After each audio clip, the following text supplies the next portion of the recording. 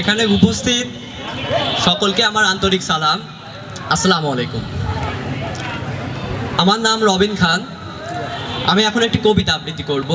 কবিতাটির নাম মিনতি, লিখেছে পরেশ চক্রবর্তী। ওগো প্রভু, আমায় অহংকারের বাঁধন হতে মুক্ত করে দাও, তোমার সনে প্রতিক্ষণে যুক্ত করে নাও। দম্ভ অহং আমার যত ঘটায় প্রমাদ অবিরত, এবার চিরকালের মতো সে দম্ভ ঘুচাও, অহংকারের বাঁধন হতে মুক্ত করে দাও।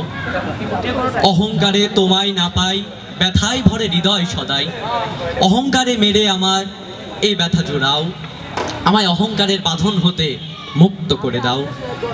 তোমার পদতলে আমি থাকবো সদা দিবাজ, আমি এ আশা মোর পূর্ণ করে আমারে বাঁচাও, আমায় অহংকারের বাঁধন হতে মুক্ত করে দাও। ধন্যবাদ সবাই।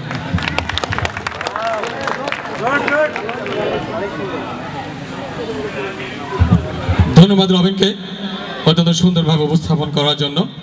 এক্সপ্রেশন থাকবে, সবকিছু মিলাই কিন্তু কবিতা।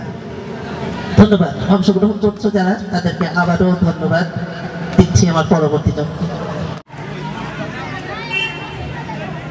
মোহাম্মদ রবিন খান অত্যন্ত চমকপ্রদ উপস্থাপন করে গেল এইমাত্র, যার রেশ এখনো আমাদের মনে শরীরে দোলা দিচ্ছে।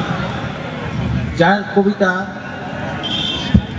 সে পাঠ করল পরেশ চক্রবর্তী। উনি আমার 2 বছরের সিনিয়র, ফরিদপুর হাই স্কুলের বর্তমান শিক্ষক সম্ভব। চমৎকার একটা কবিতা, প্রাণ ছুঁয়ে যাওয়ার মতো একটা কবিতা। আমরা আশা করি রবিন খান তুমি অনেক দূর এগিয়ে যাবে এই সুন্দর আবৃত্তি প্রতিযোগিতার ভিতর দিয়ে।